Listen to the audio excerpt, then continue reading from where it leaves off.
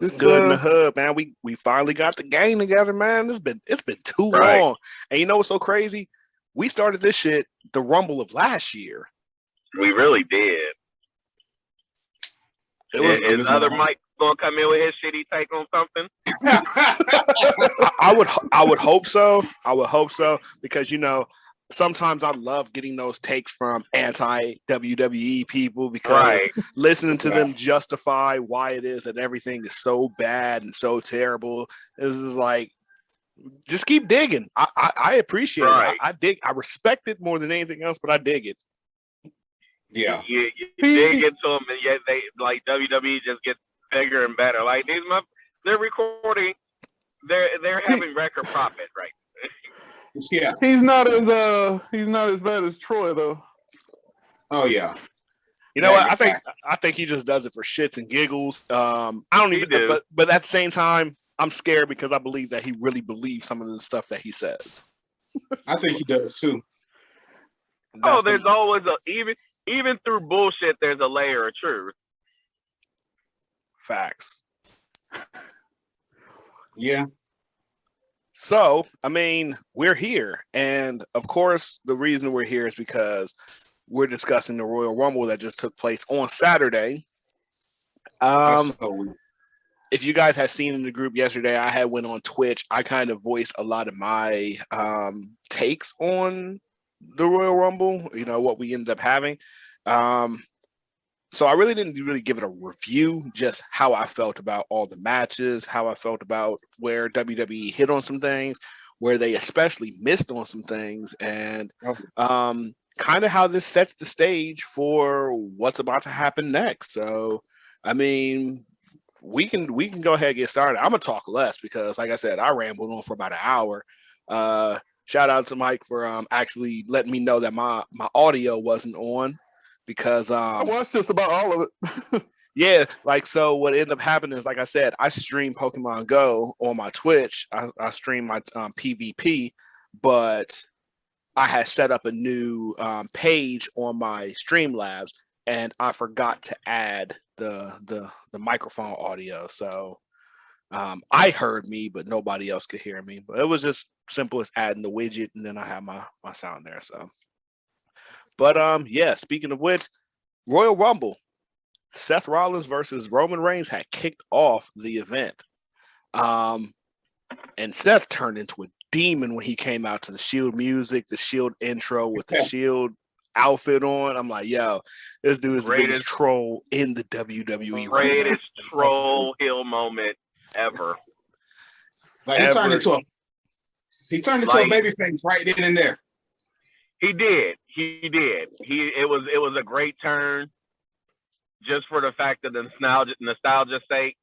He'll still be a heel regardless at this point. But I think he's at the point where he might have surpassed his heelness to where they just don't care anymore. Like they're going to root for him. He's at Edge status, like Edge 2009, 2010. No matter what Edge did on that time, he still got cheered. Yeah. Definitely. I mean, I thought even with that ending, which I'm okay with how it ended because it's just going to keep the story going. I think, Cam, I had messaged you immediately within 10 minutes. I was like, this is 5 stars. Yeah. I thought that was the best match of the night, which, the two top people in the business going at it anyway. Exactly. Seth next to AJ Styles has been the best on-screen performer in wrestling for the last 5 years. So I feel like when he got this new gimmick where he just, I don't know, he like laughs at everything and he just don't take nothing serious. He's to another level. Yeah. Like he's the Joker. Yeah, he legit. He don't care no more. Like it's not the drip guy no more. He's the Joker. Like literally. Yeah. And I think that's what elevated it with Roman Reigns being for Rollins to be turned into a face like that. Roman Reigns was already at that, that top level to turn him into a face, even though what they were using was Rollins betraying them, like 7 years ago. They made that right. Both of them, man, they on other levels now.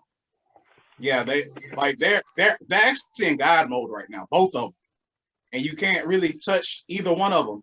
Like, I understand people complaining, saying it was a cheap finish, but the thing is, everybody knew they were going to have Elimination Chamber next month in Saudi Arabia, so they need to do another match. They're not going, because that's what I was trying to tell Mike. Like, I kind of figured they were going to figure something out with Seth and Roman to have that feud keep going, because that feud was too strong to just have a one and done. Yeah, for sure. They're not. I'd rather they push it to Mania, honestly. I'd rather Roman and Steph go at it again than Brock.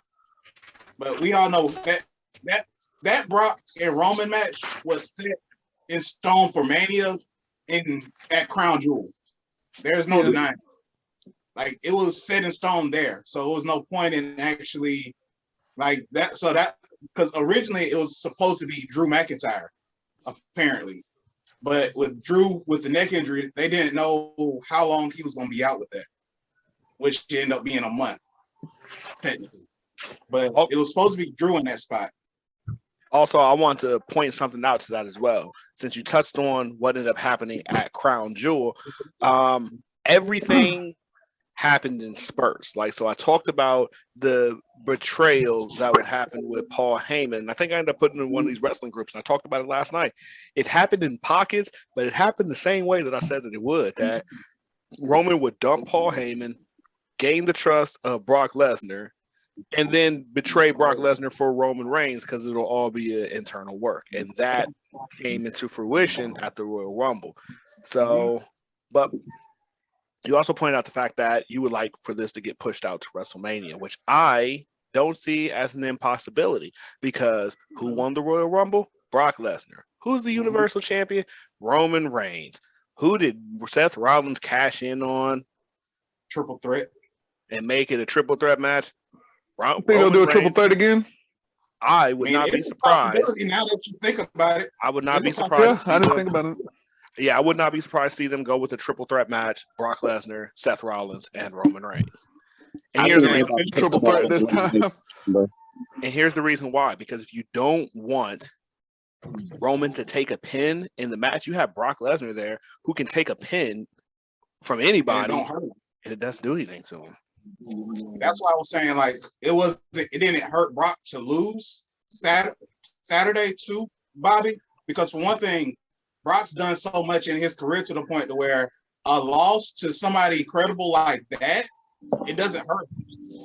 So him being a transitional champion really didn't hurt him, and they just had to hurry to take that title off Big E, because we see what happened with Big E. Big E lost the title, and he has not done anything. They moved him back to SmackDown because he wasn't credible by himself. So they put him back with the New Day, because I don't agree with that. I don't either. I like the man. I don't agree with that. Biggie, that night, Biggie won the championship, was one of the biggest pops in a long time. Yeah, it was good. It was just the fact that, like, by the time, I guess it was so much going on, he felt like a back burner. He felt like he was in the back burner. It was like too much going on at the time. Also, so it was like he was overshadowed easily. Also, one thing, in fairness to Big E, is sometimes as a champion, as a superstar, you can't overcome the booking and the creativity that they put before you. So if they write you out as a certain type of champion, give you a promo that you need to do, give you an image, if they give you all of this as a champion and it doesn't get you over, that's not an issue on you. So even though people say Big E's title reign wasn't credible, well, every win and loss that Big E had as a champion wasn't his decision. Right. So it's like I give more credit, I give less credibility to the creative team that booked Big E as a champion. I take nothing away from him. Truth be told, Kofi was a stronger champion because he lost significantly less than Big E did, tag team or singles match combined. But at the end of the day, you can't always overcome your booking. That's just the only thing I can say about that. And they did the same thing to Kofi. He also lost in 5 seconds. So it was to Brock Lesnar. So we got to call a spade a spade. It was Brock Lesnar. So I mean, they did the same thing to Kofi. As soon as he lost it, they put him back in New Day. So yeah, I mean, New Day is always going to be money for them. They're always going to, even though someone's going to consistently be on a different show.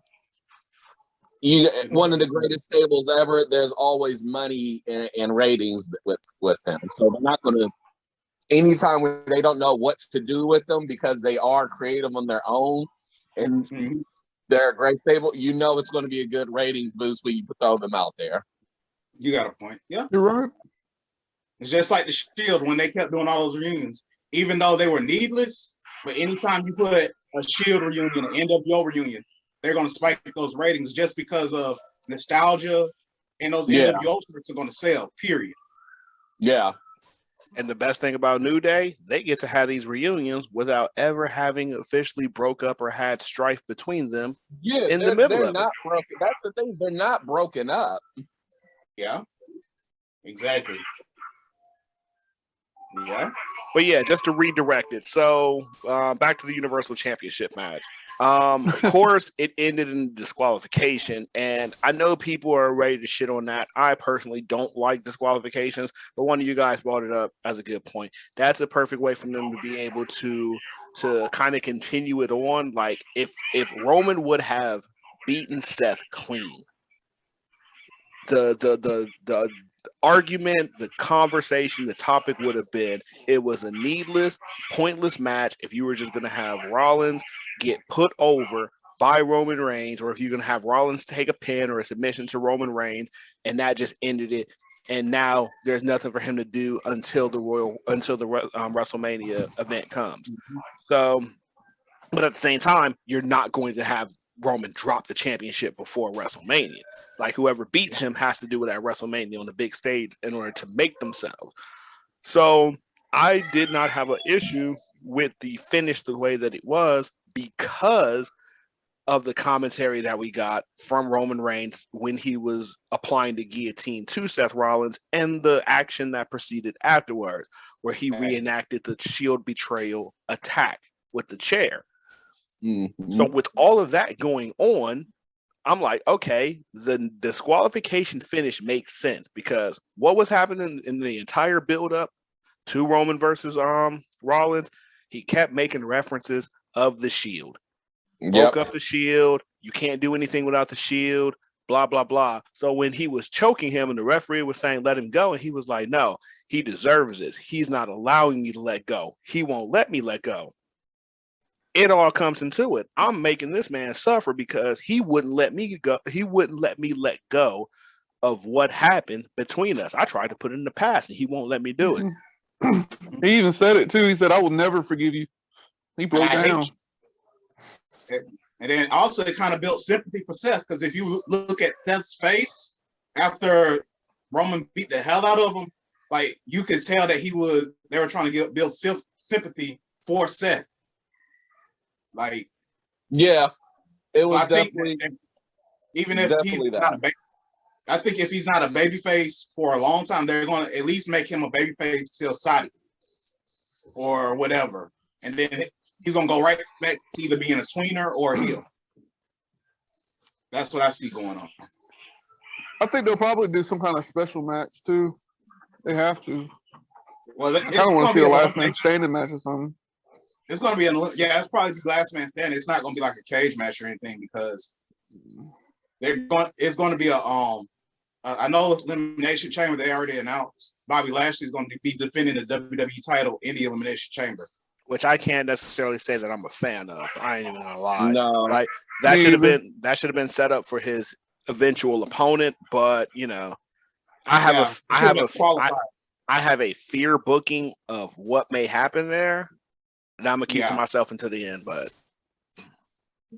I agree with you because I'm scared that they're gonna make him drop the title to somebody. Yep. Mm-hmm. Me too. KO. And they did that just so that Brock didn't have to lose inside it to anybody else. Yep. Yeah, he should have never won the Rumble in the first place and just let them I swear build up for someone them missed to. their flight or something. Did you hear the report that it was supposed to be Riddle?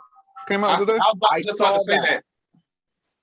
But I was like this: if that was the case, then that means that Orton was probably going to win the title, because that's what I read today too. Tell me that at at Mania, you weren't planning on having Riddle versus Randy at Mania.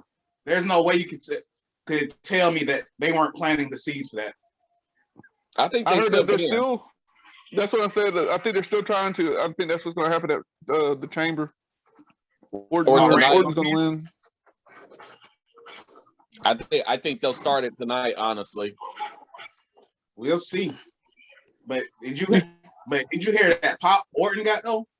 That it was a hometown boy, but I haven't heard Randy get a pop like that in a long time. Yeah, that was a pop. All of you that. Think they're gonna go to all that. You think they're gonna do the obvious way of Orton betraying him, or you gonna think they're gonna do Riddle? I mean, almost have to have Orton betray him. Everybody's pretty. And I really wouldn't mind it if they do it Omni-Man style. Omni-Man. Oh my God. Or hey, here's an even better swerve.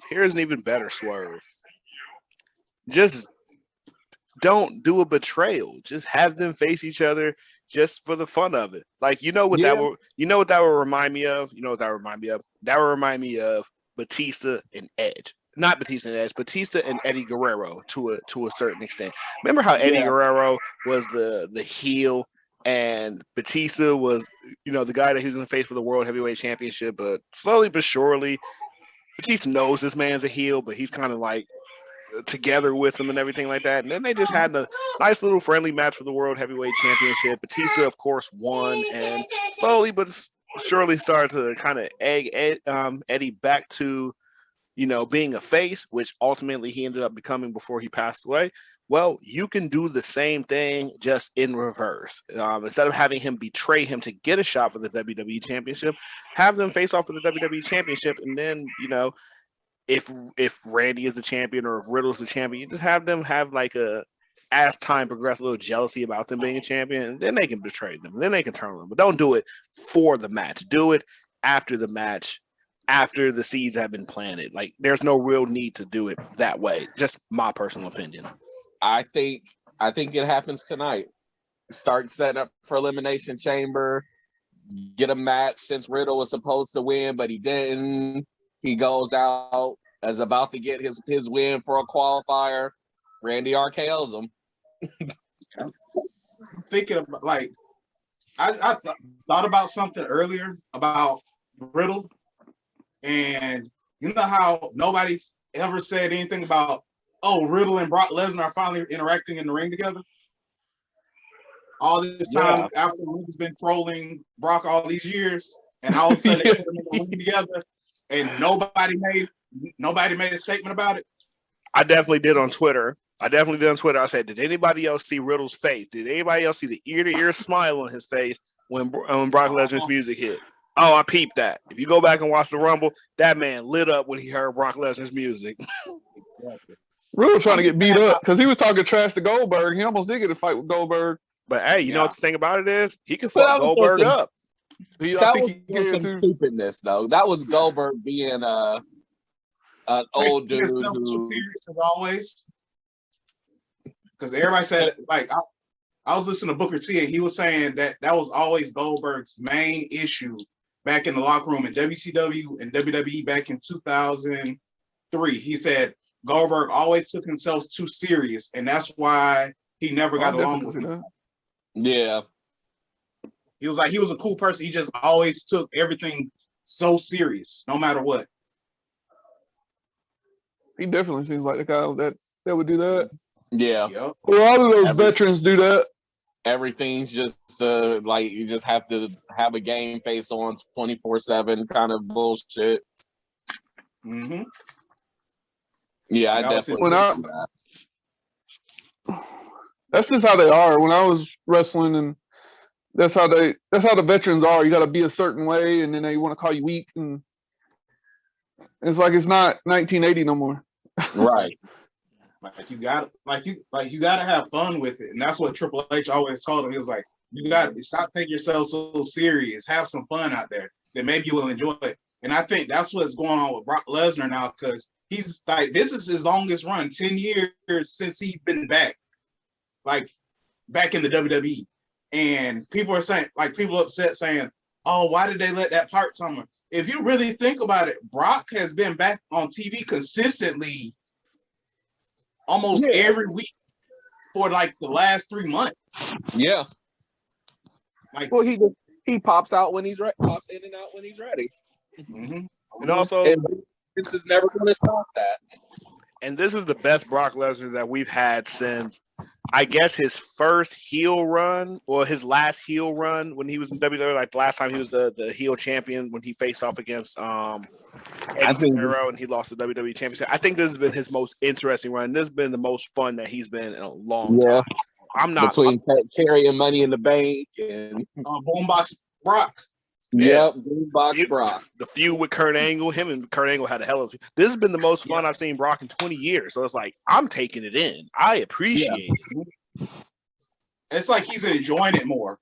I think Brock knows he's almost like Brock probably is going to do this more consistently for about another 2 years, like dominant like this, and then he's just going to step away. So I think that he's just like, I'm just going to enjoy the hell out of it. So I might as well just do, have fun. Might as well stop having such a serious character and just show I can be this fun guy. Like you see a video of him on Twitter throwing Wee Man through a table. That's just hilarious. Yeah. But what about the Women's Royal Rumble match? Okay, what did you think about? What I thought about the Women's Royal Rumble match, I'm gonna leave it more to you guys because, like I said, only reason I ain't gonna get in on a lot of these discussions because I did a lot of this yesterday. There were opportunities missed. Yes, there were opportunities missed in the Women's Royal Rumble. I legitimately didn't have any clue who was going to win until Ronda Rousey came out in number 28, and then it was academic at that point. A couple of no-shows that disappointed me. Asuka not coming through, Bayley not coming through. Those did kind of disappoint me a little bit, but I don't know. Like the way I look at it is just like we know what we got now. They missed some opportunities there. Sean Ross Sapp of FightfulNews.com put out a very interesting point, and when he made this point, it just blew my mind. I'm like, yo, WWE fucked this up for fans that pay enough attention to this. So guess what two women were in the Royal Rumble? Melina and Alicia Fox. Guess what other woman came into the Royal Rumble? Cameron. She came back. Mm-hmm. How many of my Tough Enough veterans remember Stone Cold asking her, what was your favorite match of all time? And Alicia Fox versus Melina. They missed it. They missed it. Let her get in the Rumble with those two and fangirl the fuck out. It was a small moment. Most people wouldn't have cared about it, but some of us would have cared about it. You got to give the people what they want. I'm still wondering why they call Summer Rae a legend when I don't remember anything she did besides Hey, like she said on Twitter, they said what they said. So I'm like, talk your shit.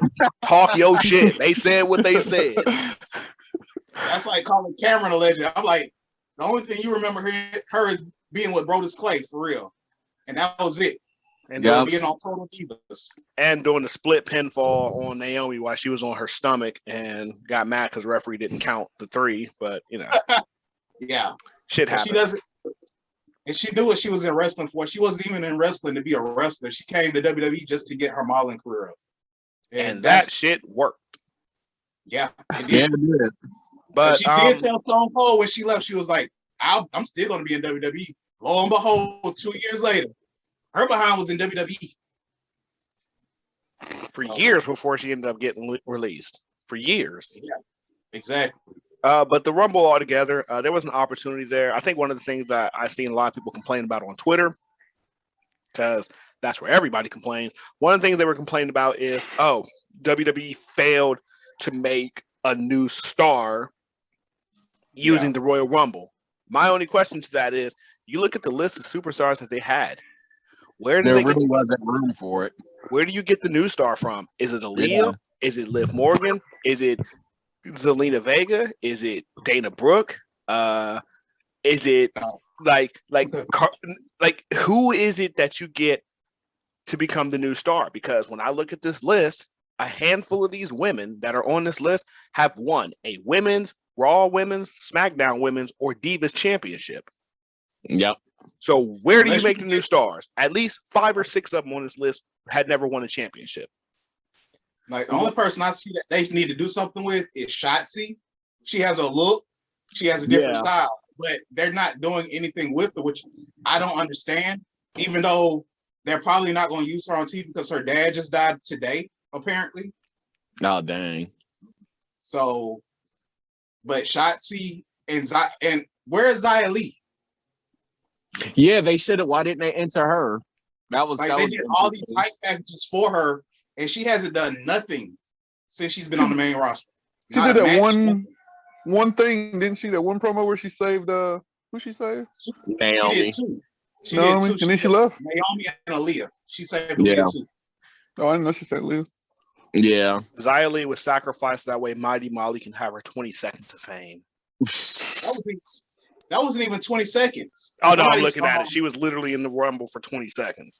I got it all up right now. So she was in the Rumble for 20 seconds. She only showed up to make Nikki ASH give her some villain stuff. Is she almost a super villain now? That's what I think she should be called. Somebody said they should just do superhero versus superhero match at WrestleMania and just put Nikki ASH versus Mighty Molly at WrestleMania. Honestly, I like the idea of like. Yeah, sure. Put it on the pre-show. Sure. I was hoping it would happen, but it would have pissed the entire world off. It would have turned to scorched earth. I was hoping that Nikki ASH would have won because then everybody would have had something to complain about. Not that I want her to win, but I was hoping that she would have won because it's just been something to complain about. But look, if she's going to continue her Homelander-esque superhero gimmick where it's like, oh no, I don't give a fuck what you think. You need a superhero, and I am the hero that you need. If she continues that, there might be some green behind this. Yeah. She turns into Homelander. I can see that. Facts. I feel like you said, it's a lot of missed opportunities. My favorite part of the women's Royal Rumble, besides the Melina and Sasha Banks split off, was Ivory cutting her promo from the time she walked in the ring to getting thrown over the ropes, till being outside the ropes, still cutting a promo. Didn't drop the microphone, didn't lose stride, nothing. And for her to be 60 and still be able to do stuff like that. 60 years old. Don't even look. She looks she looks the same way she did when she last was in WWE for Rights to Censor. Yeah, did y'all see the They did a whole bunch of interviews with a whole bunch of women after the Royal Rumble. They did one with her, and the interviewer was like, "How did you feel about being in the Royal Rumble?" She said, "Not good. Everybody was half naked, and they're just a bunch of basically saying they're going to hell." and the interviewer, you could tell she was like wasn't prepared for that. She thought she was going to be genuine, but she stayed in character. And she still worked it. Yeah. Oh yeah. She's still working the gimmick. Melina, she was so I think she was so overwhelmed, she messed up because, like, I don't think she was expecting the fans to respond to her like that. Yeah. Mm-hmm.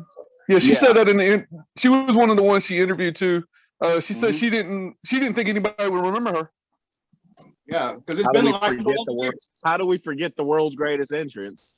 Oh yeah. By the way, when she did it, she bounced on that apron. I'm like, yo, that is the best thing that's happening in wrestling 2022. Do not even argue with me. I don't care what happens between now and December 31st. That was the moment of the year. Argue with your grandmama if you feel otherwise. Don't argue with me.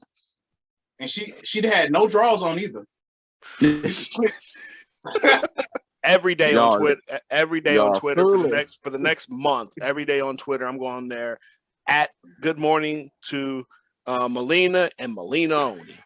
And she got thick too. Like she's not skinny. Like but it's not like a fat thick. She's just thick now.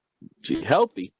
Yeah, she's healthy. Hey yo, so real talk. If anybody watch Impact Wrestling the way I do, because she was feuding with the GOAT. She was feuding with the GOAT last year. If anybody watch Impact Wrestling the way that I do, I have been looking at Melina. I'm like, yo, and seeing her versus Deonna Purrazzo, all that thickness in the ring, and Deonna had to unfortunately fold her like a pretzel at Empower at the NWA Empower pay-per-view last year. Yeah, but I've been on her because she had a couple of weeks where she was on Impact, and I just went on ahead and been watching her on Impact. So you got me on Impact again, man. You did. You got to. Yo, Impact has been great for like the last 5 years. Let's be real. Quarantine Impact was the best thing that could have happened to Impact for but speaking of Impact, since you brought up the queen, our true queen, Deonna, I was so disappointed. I was like, okay, are we gonna finally for real break that curtain and bring her in too? I think they're gonna do more. I don't think it's gonna happen right now, but I say around SummerSlam, they might try it again. Can you imagine how great that would have been if she came, even if not as a Royal Rumble entrant, if she came out of the crowd and eliminated Mickie James and Melina? Oh yeah. Like, can you imagine the pop that would have happened had they done that? She's still mad at WWE, so she's gotta.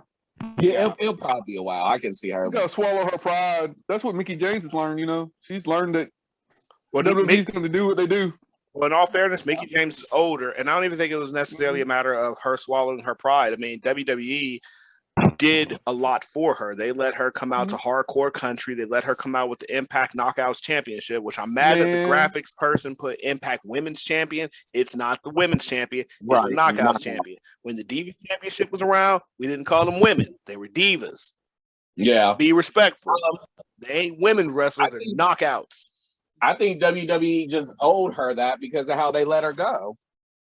But they fired the person who did it, so and they made I think they letting her do it that was their way of saying, "Yo, our bad, no hard feelings." Yeah, because a lot of people did try to vilify WWE, but it took Mickie James to speak up because Triple H. I'm pretty sure Triple H and Stephanie didn't reach out to everybody that got released, knowing that their stuff was getting sent to them in a trash bag. Yeah. So, and it was a good thing. Like, they made amends that right then and there. So, like, the WWE may be this evil corporation or whatever, but at the end of the day, like, they're just a business. Yeah, but like somebody said when it first happened, they're like, you can't control everything that happens. Yeah. I mean, I thought it was messed up, but I didn't sit there and go, how dare Triple H and Stephanie do? I was like, oh, they probably, whoever they said, oh, they're letting ABC please go clear out their stuff. And that person was like, what do I do? And just grab some trash bags and clear it out. Exactly. I don't think it was I don't think there was any thought put into it. I mean, it was thoughtless, of course, but not in a malicious way. Yeah. And plenty of heel wrestlers got cheap little promos off of Mickie James in that process. Deonna was able to get a couple of cheap promos off of her in that process. Yeah. But I'll never say anything bad about Deonna Dos Belts. Nope. Oh yeah, she's double champion now. Soon to be triple champion. And if these cowards do the right thing and let her face one of these champions in WWE, you can even give her the NXT Women's Champion. Do the right thing, WWE. Pop up at NXT and taking out Mandy Rose would be such a great day for me.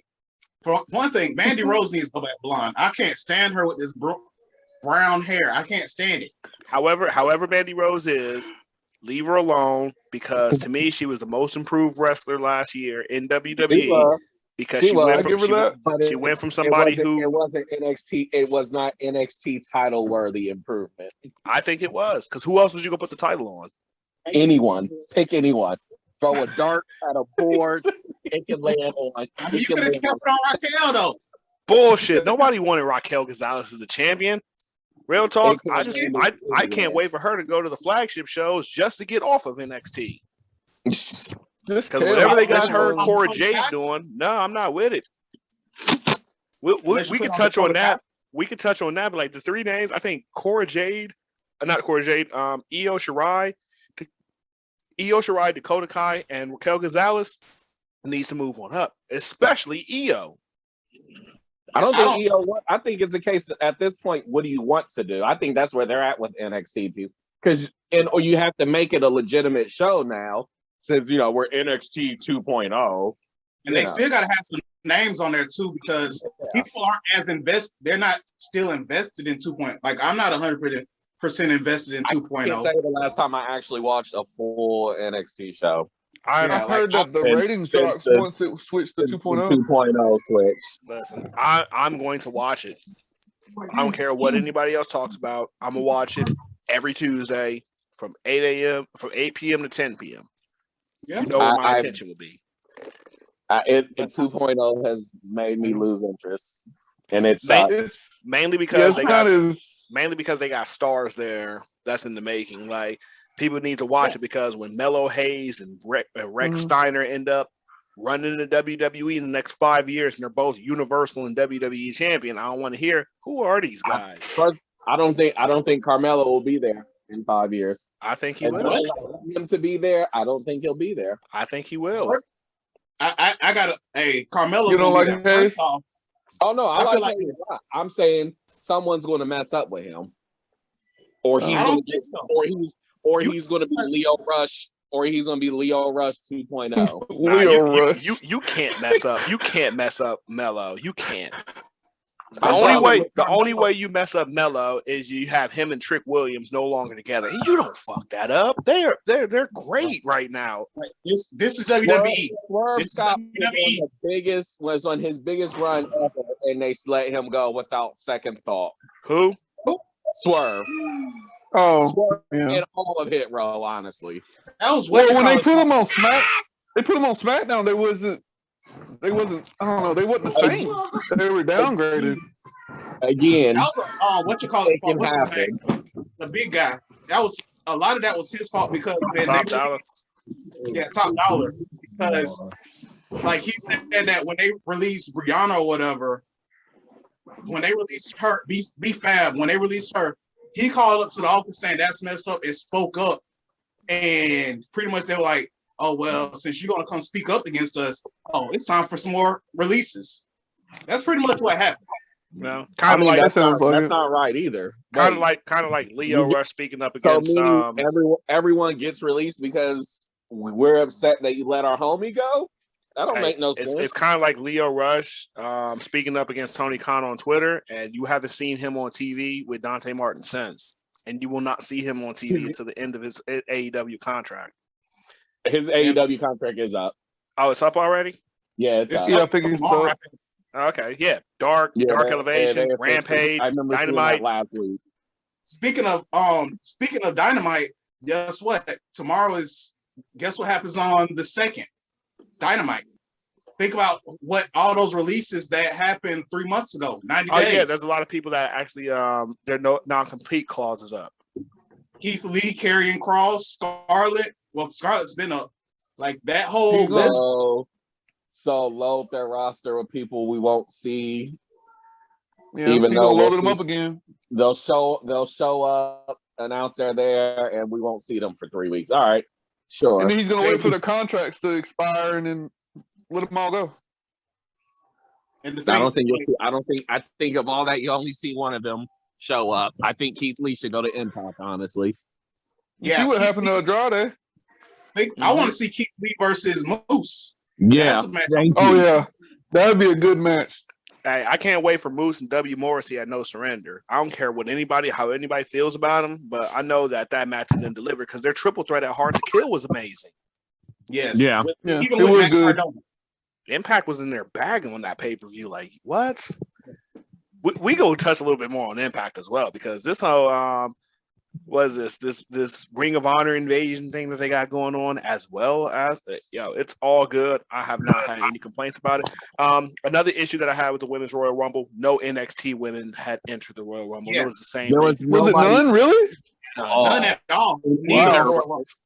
And I was hearing stuff that LA Knight was supposed to make his big move over for the Rumble. They It was right there. They're going to drop the ball with him. They were switching the Royal Rumble up till the time for them to go out. Like, that's why like some of the placements seemed like they were so weird, because of them switching stuff around. Because they were teasing Ray and Dominic for weeks, and they had no interaction. Ray came out like 5 or 6 spots after Dominique. Yeah. Dominic was number 14 and Ray was number 23. Yeah. What? Dominic didn't even last 4 minutes in the Rumble. He got an elimination, but he didn't last 4 minutes. I was okay with that. That's okay, guys, man. We'll get you. We'll find something for you to try again at. And then Kofi's big botch. Yeah, Kofi's botch was disappointing. I'm sad that he lasted the shortest time in the Rumble this year. Yeah. Like, it was no fault He of hit his that, own. he hit that barricade hard, though. Yeah, he did. He had All right. And like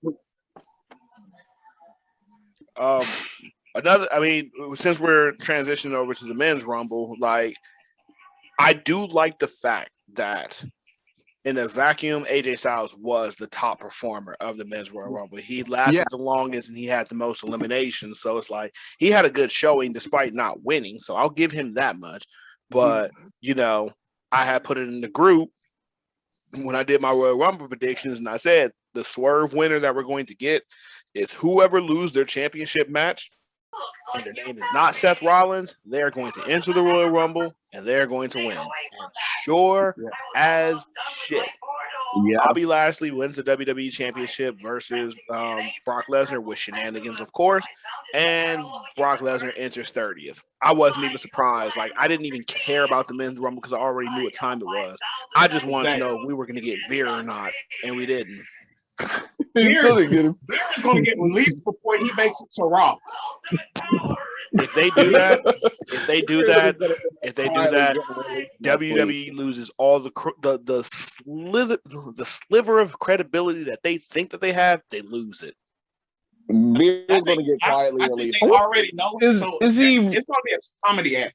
I think it's going to be a comedy act because I think they're going to do skits soon of him trying to make it to Raw. And it's funny if they show head into it. Like he like every week, like he's at a different venue, and they're like, "Well, somebody told me I'm supposed to be here. Oh, Raw's in Raleigh, North Carolina this week. Oh, they told me it was Tucson, Arizona." They would have to use Truth for that too, because that's his thing. Yeah. If they put that man in the 24/7 title picture, I'm just going to drop my head. Now, does anybody really think he's the star of the trio? I mean, I didn't really see his gender. and that's why I'm like confused on this hype behind doing it. Wait a minute, you guys. Speaking of which, I'm looking at something on Twitter. Sean Ross Sapp confirmed that Veer was actually on Main Event. was it? Oh, yeah. okay. They said that's all he's been doing, Main Event. I don't think because they know nobody watches Main Event, so they could put him on Main Event, and it doesn't matter. It doesn't hurt him. Which, you know what? I was thinking about something too. So, a lot of people that defend AEW like heavy to the point where they would take a bullet over their AEW beliefs. Where's Mike? He's probably somewhere. He's probably somewhere praying to his Lord and Savior Tony Khan as we speak.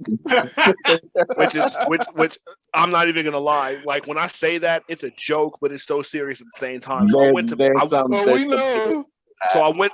Beach Break in Cleveland. I drove up to Cleveland for AEW Dynamite, and I stayed for Rampage as well. So I went there. So apparently there's this thing that on every show, Tony Khan comes out before Dynamite, and then he comes out after Dynamite for Rampage, and then he comes out after Rampage as well. Like, so when Tony Khan was coming out, when Justin Roberts was announcing him, there were motherfuckers in the crowd that were dead ass doing this. And I'm not just talking about one or two. I've seen at least 20, 30 people doing that. Like when Tony Khan came out, they're just like, thank you, Tony. Thank you, Tony. I'm like, I don't even think this is a troll. I think these motherfuckers are serious. I think that they mean to do this. Here's my thing. If you went that hard against WWE, why was Impact struggling for so long? Exactly. It's because like all these Ring of Honor and PWG people, they got signed to AEW because WWE never signed them for whatever reason, and now they get to see them. But I'm like, first off, you going by word of mouth, because a lot of these wrestlers that you see don't even have credible matches. They're still green as horseshit. I know Yeah, WWE. A lot of them are. WWE, let's get it real. WWE was signing the good ones. That's why El Generico. Yeah. That's why Kevin Steen. That's why Adam Cole. That's why these guys were the ones who was getting signed to NXT and WWE. You know, they were even getting some guys from Impact. Part of all of that. Why is it there's an even bigger pop when a WWE person is coming to AEW? Because they're tired of seeing the same. Because for one thing, they always do the same spot. They wrestle for 30 seconds, then they go to the outside, and then they do about 90% of the match outside, then finish the match on the inside. And now Adam Cole, the shrinking Adam Cole, because Adam Cole got small as hell. What happened to Adam Cole? Like, is he sick? I think they just started shredding some more. But my point was with that statement is, even though they act like they're not watching, for the fact that Adam Cole, Daniel Bryan, CM Punk, all these ex-WWE guys get these pops on AEW, is that these idiots are still watching WWE. Yeah, I didn't like the way they treated Impact. Yep. Because AEW should be on the same scale as Impact. Well, I mean, with the title, like they didn't really bring over any Impact people. They just took their title and Omega started running around with it. Like, and you know what's so crazy? Want to know what's so crazy? Like, I got into it with somebody in the Jobber Tears Network group because they had shared a post basically saying everybody's saying that WWE did more for Impact, this, that, and the fourth. And that's not true. Impact Championship was featured weekly on Dynamite and blah, blah, blah. They were just giving all these reasons. I jumped on there straight up and I cut it to them and I told them the truth. Outside of the Good Brothers who had an affiliation with the Elite, no Impact talent ever went to Impact to any AEW shows. Not Dark Elevation, not even when Rampage came out. They had no affiliation having these talents come to AEW shows at all. And what few Impact people did go over, like my baby girl Kiera Hogan, they don't even mention her time in Impact. Kiera Hogan was a free agent when she went over. They waited until after her contract was up before they started bringing her. So it's like that doesn't count. Page too, right? Ethan Page too, right? They don't talk about his past, do they? Ethan Page as well. They don't talk about him coming from Impact as well. Like, so no, there's no thought given towards saying that even at least WWE will even give a nod to that people's time. Like when they say AJ and Shinsuke, and even if they don't say the promotions in general, now that's why I miss Bradshaw, because he would say it. He's like, oh yeah, they've been on Impact for years. They'll say they've done this around the world for years. That is a nod, whether you want to agree with it or not. That's a nod. Mm-hmm. And that'll make people want to go see their old stuff to see what the hype is about. They don't say anything about it.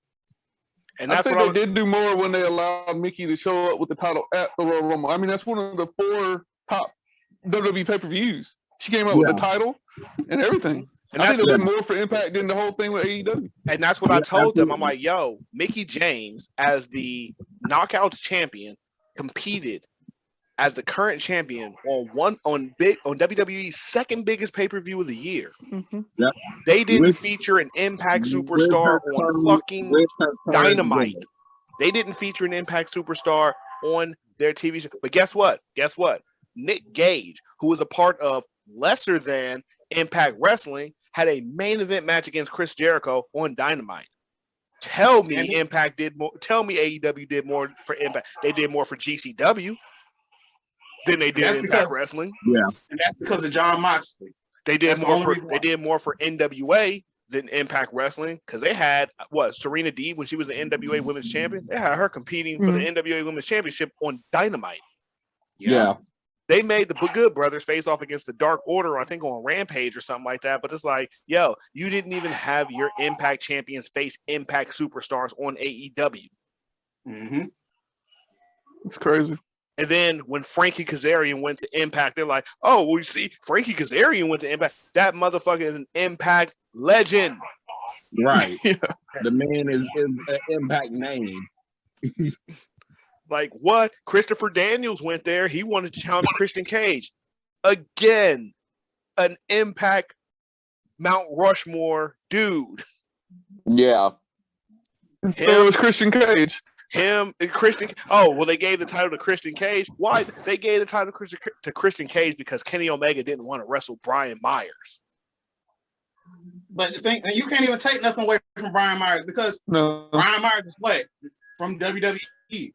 Zack Ryder, just because he's in this troll gimmick or whatever, at the end of the day, you can't discredit him because Zack Ryder was in WWE for how long before he even got released? Like 15 years? Long time. Honestly, I cannot wait until Matt Cardona goes full heel. If what he does in GCW and on the independent scene doesn't show that this man can't be the biggest heel in all of wrestling, I don't know. They got to turn him heel in Impact eventually because, man, his shit in GCW was great. He is a great You can tell that he's got the charisma because what he did when he was in WWE, he made them give him the US title. They had no other option. The man got his WrestleMania moment winning the Intercontinental Championship. If you think about it, that man was almost a Grand Slam champion. All he needed to win was the WWE title. And he would have been a Grand Slam champion, even if it was for a second. If they would have did a championship scramble just like they did with Brian Kendrick, if it was 2 seconds, he would have been a Grand Slam champion. I don't care what they say. If they count all those, he had one against Sheamus and it lasted 27 seconds. Yeah, 20. I knew it didn't last long. Yeah. But that's about it. I guess that's another reason why Deonna Purrazzo won't go back to WWE because as great as she is, she's always been that good and she's always been that charismatic. It's just like they never really wanted to give her an opportunity to unlock it. They never showcased. And I think it's because they had showcased they tried to showcase other women over her, and that's what hurt her. And at the time when she was in NXT, who was the champion at the time? Was it? It wasn't Baszler, was it? Because he was in there in 2019, 2020. She was gone before that. She was gone. She was gone like 2018ish. It must have been Baszler if it was 2018. It had to be Baszler around that time. It was Baszler or EO, one of the two. Yeah. Or Rhea. It was 2018. Somewhere in that stretch, yeah. And that's when Baszler was on her stuff back then. I really wish they would get her back on it. Please. I think they're onto it now with Ronda being back because I understand they want to do Ronda versus Becky, but I think they're going to do Ronda versus Charlotte. Only because Bianca better be the one facing Becky. I'm sorry. Yeah. Bianca needs to get that last win versus the 4 horsewomen. She deserves it.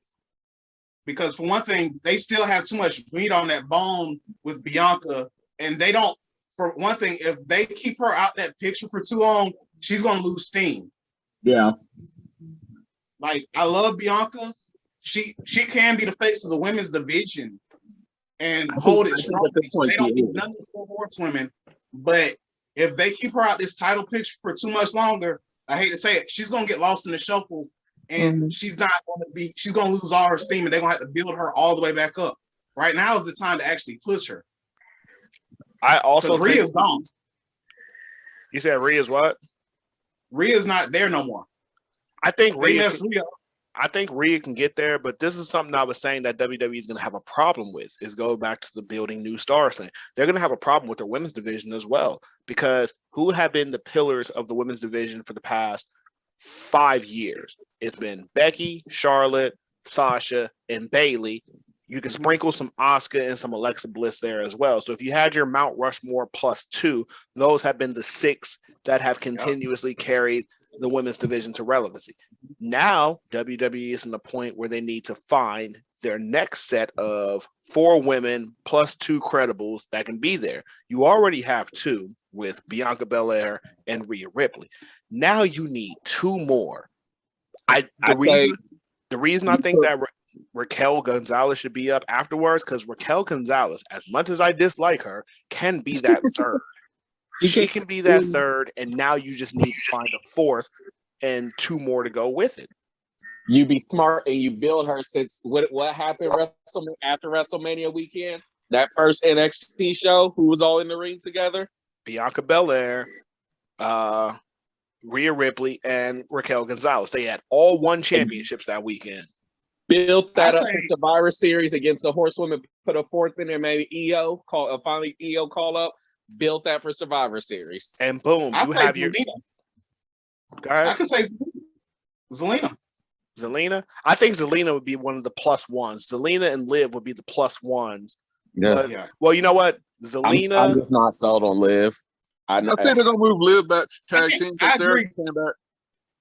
I think... Is she back, or is she... Because if she's back, she was on one of that interview I was talking about earlier. She was another one they were interviewing, and Liv just kept crying and hugging her and stuff. So I think they are. I hope so, because she had her baby. Her and Eric had their baby. So she's just been living out on the farm. But I think now wouldn't be a bad time to come back, reform a little bit of what they had in the past Y Squad. And besides, the women's tag team division can use it, because right now there's only one team. And it's I was just about to say that they need a team, and that's why the low key get that with Shayna and Ronda. By the way, I said that. I was like, watch, they're gonna go after. They're gonna try to go after if Ronda doesn't win, they're gonna go after that tag. Because to be honest with you, Ronda's not in ring shape. Ronda, Ronda could only do the same spots, because there's no way in 4 months after having a baby she's in any kind of ring shape. There's no way. They're gonna protect the hell out of her. Because look how long it took Becky to get back. Ronda's nowhere near ring shape. They could have held off on Ronda to after Mania. That's just my personal opinion. Ronda's credible, but don't try to rush yourself and mess yourself up. You just had a baby. Back in September, right? She had a baby back in September, right? Yeah, September.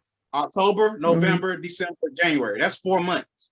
There's no way you're going to be in any kind of I understand you can get in shape, but ring shape, that takes a lot for your body to handle all those bumps and stuff. Well, there's no way you're going to. Keep in mind, Ronda does come from a higher octane doing MMA. Even though she had a baby, her tank is probably a little higher on a higher level than Becky. And in all fairness, WrestleMania is still 2 months away, because tomorrow's going to be February, so it's still 2 months away. So she still has time. She still has time. I know they're going to protect her, so they're probably not even going to put her in any match. Yeah, so I see she might not wrestle a match until WrestleMania. She's good, unless they put her in tag matches to protect her. Give her some reps. Yeah. Because they did when she did come out, they tagged up and started beating the crap out of everybody. Because that's what Shayna needs. Because they got her away from Nia. So, Nia's gone, but still, I say Shayna could go back to what she was originally supposed to be. Put the tag team belt on her. Have still Ronda win at Mania. And then that's where you build SummerSlam. Boom. Ronda versus Shayna. Right. Shayna finally gets jealous. She had enough. She tries to break her arm. Now you got a good build for WrestleMania for SummerSlam. But the thing is, who you're going to make the face? Ronda.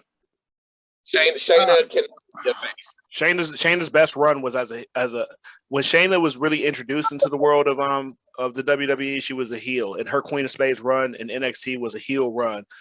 When Ronda was first introduced, she was a face. She really didn't go heel until she snapped on Becky Lynch and let her know, bitch, if I wanted to, I could kill you. She really can. And she really could. Yeah, Ronda's done took on a role as a heel to the wrestling world, though, with her interview where she was just bashing everything. Yeah, I mean, I was surprised to see her come back. let's keep it real. She didn't lie in any of that. Because she said I heard the interview she said Saturday where she said, I put my faith in the fans last time. I'm not doing that mistake this time. So Yep, she just did. So she's gonna be a face. I mean, she's gonna be a heel. She's gonna be a heel. It'd have to be something like that. What else happened at the Rumble? Oh yeah, I got my dream match and I got my moment. Brock Lesnar versus Bobby Lashley, and Brock Lesnar and Lashley won. Black WWE champion, first multi-time Black WWE champion since The Rock. Yeah. And I don't care what anybody say. They think to themselves, "Oh, Bobby Lashley's going to be a transitional champion." Still a historic thing. There's no bit of negative Nancy energy you can give that makes me feel any different about that. And what I was saying earlier, Brock Lesnar knows the business. I feel deep down in my heart, Brock Lesnar was always going to drop the WWE Championship to Bobby Lashley. Just showing that they had that. There's no one else on the roster that's believable either. Nope. They haven't really built nobody to be believable. Except for Kevin Owens, Seth Rollins, AJ. Well, AJ Styles is getting back to where he was, and Drew McIntyre. We're good on Drew. We don't need Drew and Brock again. I don't want to see it. It was boring at Mania. It'll be boring tomorrow. Well, they low key only. I don't know. I said good for him. He needed that run. Great. Now he really needs to go back to Scottish Psychopath. I really wish that would come back. This 3-2-1 sword with the 1,000 stories mask needs to end. Drew, the only reason I agree, Drew needs to go back to being the Scottish Psychopath heel thing, but one thing SmackDown is lacking is baby faces, like credible baby faces. Roman keeps beating them all. Hey, Vaughn, your audio is kind of distant. Oh, me? Yeah. Am I good now? Little bit better, but. Oh, that's weird. Oh, there you go. You're back to clear. Yeah, SmackDown keep losing all their faces because Roman keeps beating them all. Yeah, like he's beating Cesaro. He's beating Finn's on Raw now. I mean, you had to bring they literally had to bring somebody from another show just to even face Roman. Roman's beating everybody. But that's the point of Roman's run right now. No one can. No one can. I feel like Roman's not going to lose at Mania if Roman. The only way Roman shows up, the only way he loses at Mania is if Dwayne shows up. That's the only way that's happening. And Dwayne's not showing up till 39 because, for one thing, WrestleMania is in Hollywood. There's no way they're not going to bring Brock back in Texas. They're going to say, it's in Hollywood. The Rock's a movie star. Roman. They're going to do Roman's probably going to do just like they did Rock Cena. They're going to be like, or Rock Hogan. That was at what was that, 21? 21 was in LA. Yeah, because the thing is, if you do like they did with Rock Cena, how they did the year build, then you're going to be like, Roman's going to have the title another year. So, yeah. Wait, I say keep it on him for another year. Yeah. I mean, it's nothing wrong with that. It's nothing wrong with somebody having a title for a few years. But the thing is, you're just going to have to not put them on TV like that and overexpose them. And I think that's what hurt Drew. Like, I understand the champion is supposed to be on TV the most, but you're gonna hurt people. Like you're gonna overexpose them. And that's what's going on with CM Punk. CM Punk is an attraction. But you're putting him on TV and random throwaway matches. It's no point. And also, in all fairness, I think CM Punk's the majority of his defenses came at house shows and whatnot. Anyway, but I mean, he was there, and he was helping build some stars in the process, but they kept, wash, rinse, and repeating the same thing over and over. So, yeah, I'm talking his current run in AEW. I'm talking his current run. That's a very forgettable run.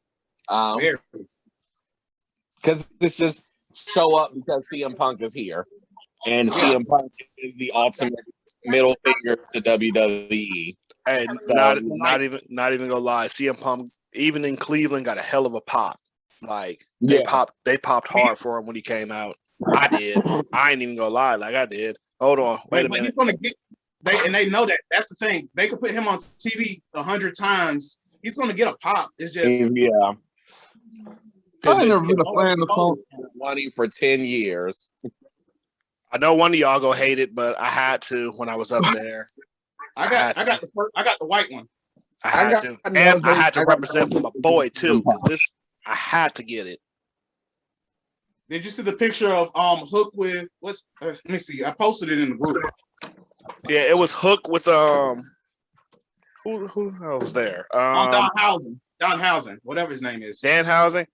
Yo, I was confused as fuck when he showed up. Everybody's like, "Oh my god!" And I'm the only nigga in the crowd. Like, whose man's is this? That proves you're not part of the IWC.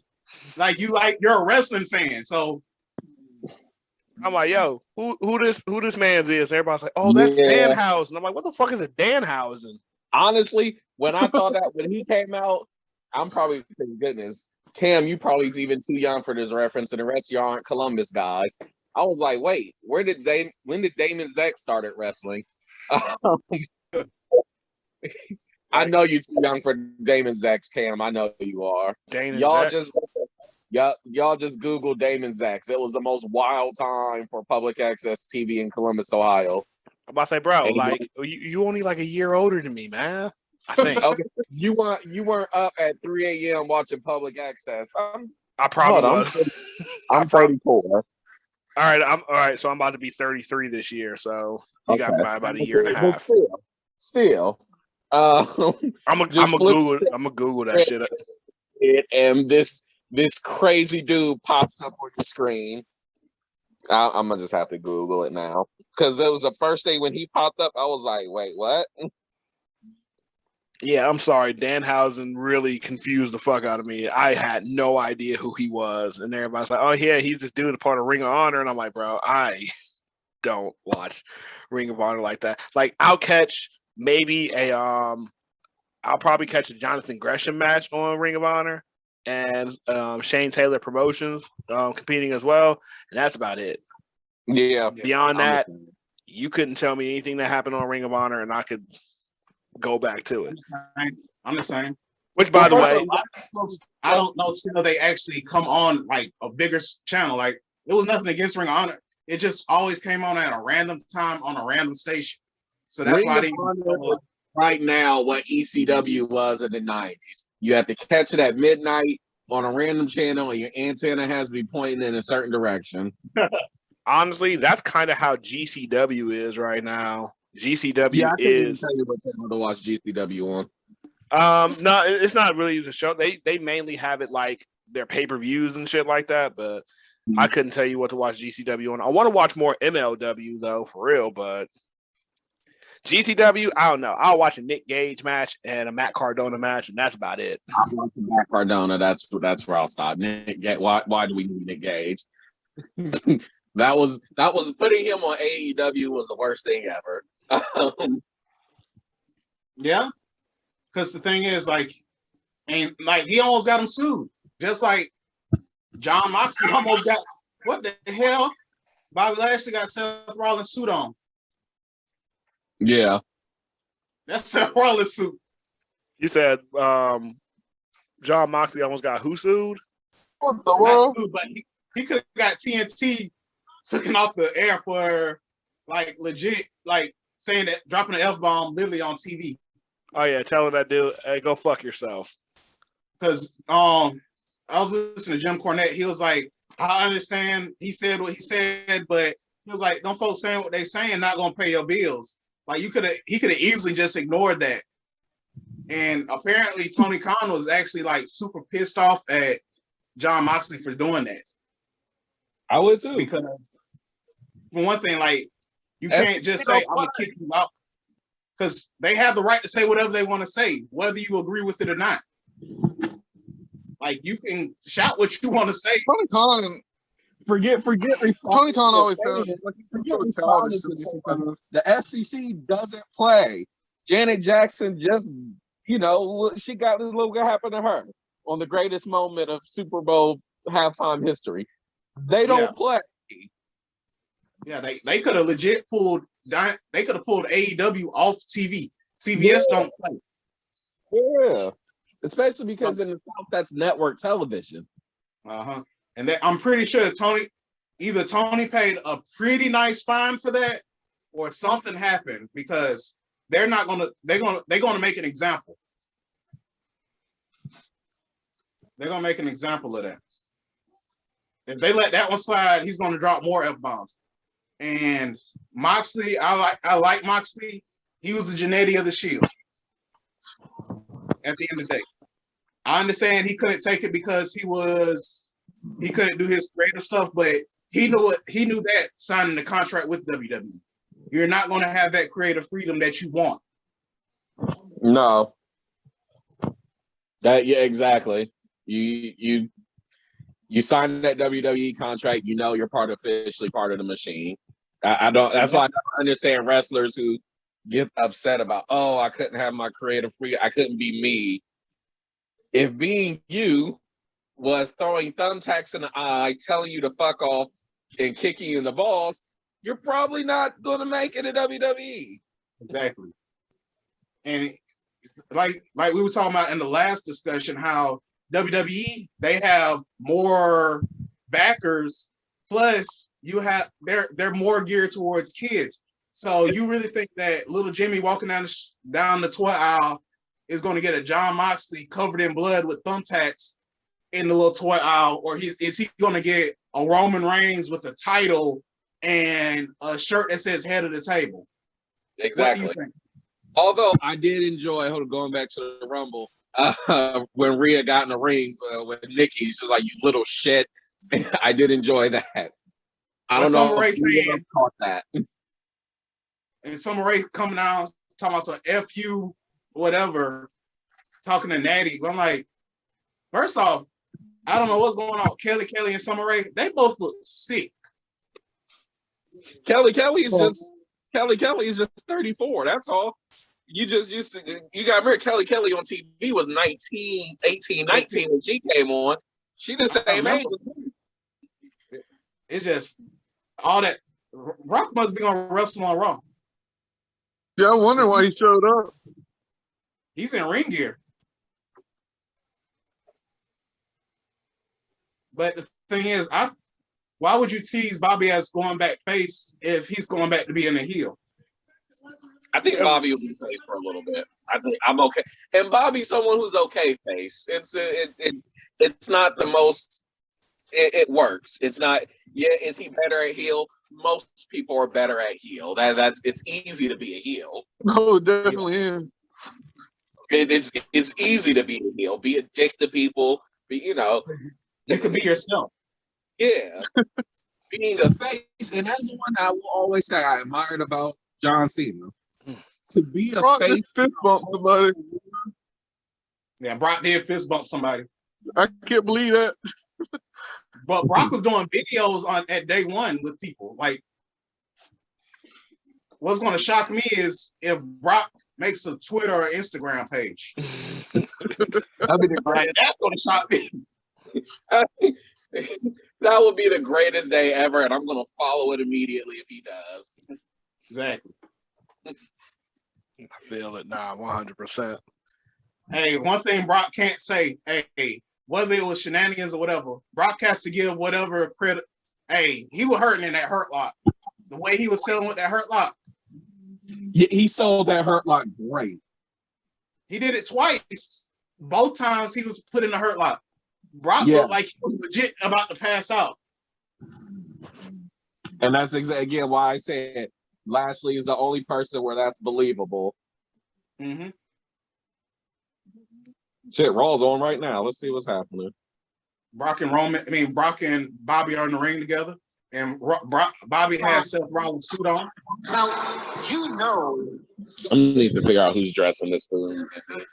Come see me instead. As long as they don't put with the women with them again. Don't make ladies man Bobby Lashley. Please don't. I'm good on that. But the thing, I thought it was going to be a squash, honestly. I thought Bobby was going to squash him. I thought they were trying to do like the Clubber Lang. One way or the other. I thought they were going to do a Clubber Lang, like Rocky and Clubber Lang feud where, you know how Rocky was the champion, he didn't take anything serious, and then we got in the ring, he got his ass whooped. I thought that's what they were going to do with Bobby and Brock. Yeah.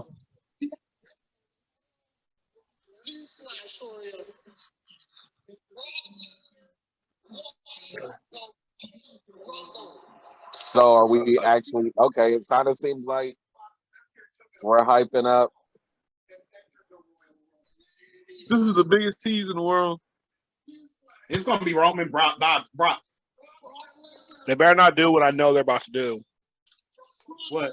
I hope not. Brock, Bobby, and Brock's gonna go with the title.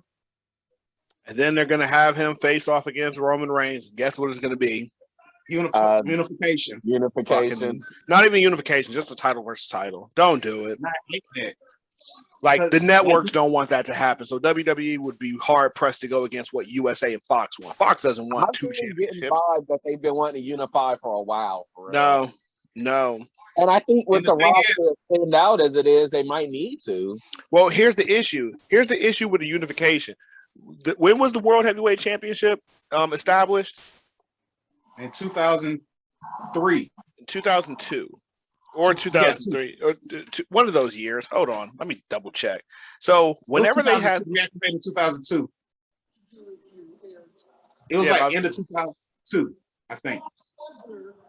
Like September of so September 2nd, 2020, and September 2nd, 2002 to December 15th, 2013. So the championship had an 11-year plus lifespan. And at times the championship was bigger than the WWE title, you know, main eventing WrestleManias and whatnot. It was more of a focal point. The Universal Championship has been around since 2016. What they are doing with the Universal Championship, and I think me and you, Jamal, talked about that, they're trying to build the Universal Championship now into what they built the World Heavyweight Championship into without it losing the prestige. The WWE Championship is as prestigious as it is. It doesn't get any bigger or worse than what it is right now. He definitely doesn't. They better not put that on free TV. That Bobby versus Brock too. They better not put that on free TV. But what they really need to do, they really need to work on establishing the prestige of the Universal Championship. You're not going to do that unifying those titles. No, you're not. And that kind of takes away Roman's whole reign if you do that. Yeah, that part. Like, you built this man for literally 2 years. Yeah. Just for them to do that, no, you're right. It's going to discredit him. Unless he just wins the unification. But still, then you're still eventually, because look at how Roman looked at the WWE title when he picked it up. He was like, this is beneath me. Why am I holding this crap? Yeah.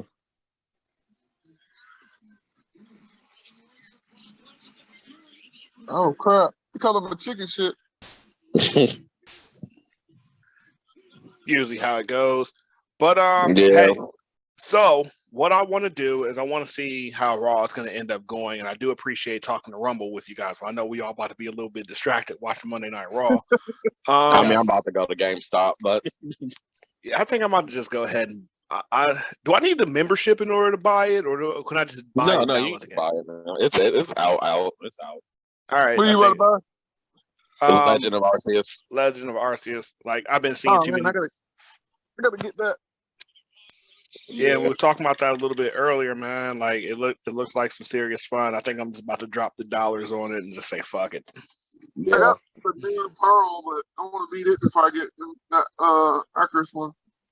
Oh, Lesnar cussing up a storm. They didn't hit the mute button for a good little second. Just Yeah, it's been going for a second. And that's like Brock, you just have to let it roll.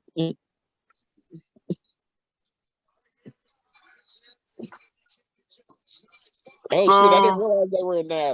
So I could have sworn Adam Pearce was scared of Brock Lesnar. Oh, Brock's gonna be in the Elimination Chamber. Oh yeah, Brock's probably gonna win that title. I don't like that because Brock is gonna win the Elimination Chamber. He doesn't need the title. I don't get it. Yeah, I don't like that. They should just stuck with it because for one thing, WWE's trying to renew their contract with Fox anyways. It's about time for their contract. Then they do like a 3 or 4 year contract anyways with Fox. Fox is on the but they don't have anything else to show on a Friday night. If not, they're going to run 2 hours of Family Guy reruns, so they'll be okay. Yeah, Family Guy and Simpson reruns. Yeah. They gotta play it somewhere. They pulled it from Adult Swim. That's okay. It's on CBS. All right, so look, I'm just gonna go ahead and end the recording right now because I don't want there to be much of a talk because we already talked about the actual what's the name. So I'm gonna go ahead and get this all cleaned up and upload a little bit later. All right.